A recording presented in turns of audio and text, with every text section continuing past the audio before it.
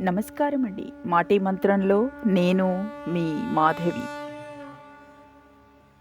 ఏ వ్యక్తి పవిత్రమైన ఆలోచనలతో మాట్లాడినా లేక పనిచేసినా ఎప్పటికీ అతనిని విడువని నీడలా ఆనందం అతని వెన్నంటే ఉంటుంది. అక్కరకు రాని బంధాల కోసం అలుపెరగని పోరాటం చెయ్యకు. అర్థమైన వారు ఆగరు, అర్థం కానివారు కదలరు. కేవలం విజయాల నుంచే కాదు, అపజయాల నుంచి కూడా ఎదగడం నేర్చుకోవాలి.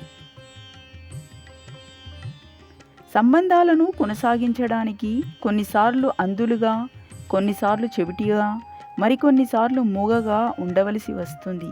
నేనింతే అంటే కుదరదు. మీ అపజయాలని తప్పటడుగులని ఎప్పుడు అనుకోకండి. అవి తప్పులు కావు, భవిష్యత్తులో మీరేం చెయ్యరాదో తెలిపే పాఠాలు. మొబైల్ అంటుంది, ఒక్కసారి తలదించి నన్ను చూడు, ఇక జన్మలో నిన్ను తల ఎత్తనీయను, అదే నా ప్రత్యేకత.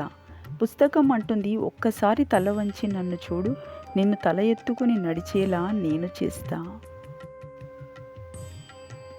ఒక వ్యక్తి యొక్క ప్రస్తుత పరిస్థితిని బట్టి అతని భవిష్యత్తుని ఎప్పుడు అంచనా వేయకూడదు. ఎందుకంటే కాలానికి నల్ల బొగ్గుని కూడా మెరిసే వజ్రంగా మార్చే శక్తి ఉంది.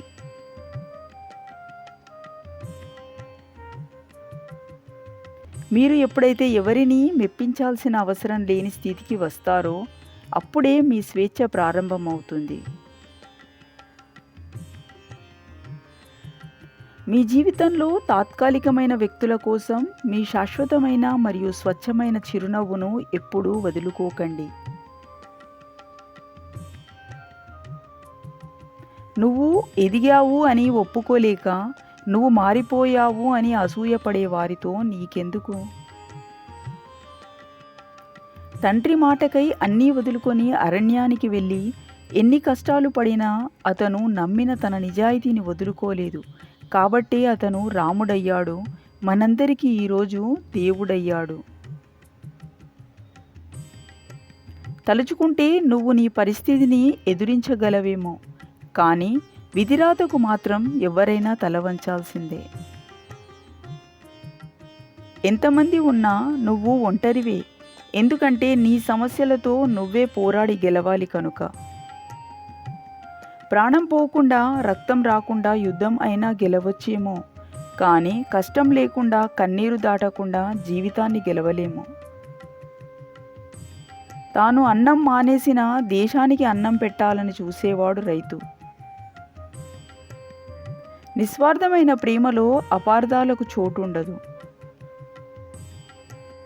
కొన్ని అవమానాలు మర్చిపోతే సాధించాలి అన్న ఆలోచనలు ఆగిపోతాయి. కొన్నిసార్లు అవసరానికి 100 కూడా అందవు.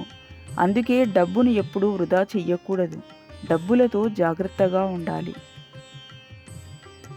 కొందరు మౌనంగా అందరికీ దూరంగా బ్రతుకుతున్నారు అంటే ఏదో పెద్దగా సిద్ధం అవుతున్నారనే అర్థం.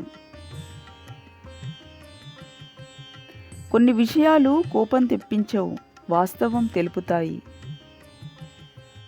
కష్టాలతో పరిగెత్తలేక ఆయాసపడుతుంటే జీవితం ఏమాత్రం జాలిపడదు, ఇంకొంత భారాన్ని భుజాన మోపుతుంది.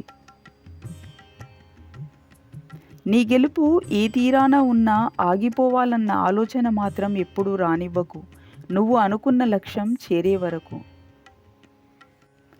నువ్వు నిస్వార్థంగా ఉన్నంత మాత్రాన అందరూ అలాగే ఉంటారని అనుకుంటే ఎలా? ఒక ధ్యేయంతో కృషి చేస్తే నేడు కాకపోయినా రేపైనా విజయం తప్పదు. ప్రపంచంలో నువ్వు చూడాలనుకుంటున్న మార్పు తొలుత నీతోనే మొదలవ్వాలి. మీకు మీ మీద నమ్మకం ఉంటే చాలు, మీ జీవితాన్ని మార్చుకోవడానికి ఎక్కువ సమయం పట్టదు. నీకు నువ్వుగా గొప్పవాడినని పక్కవారితో చెప్పుకోకు, చులకనైపోతావు. అలా అని నిన్ను నువ్వు గట్టివాడినని అనుకోకపోతే వెనకబడతావు. కాబట్టి చెప్పుకోవడం మీద కాకుండా చెయ్యటం మీద దృష్టి పెట్టు.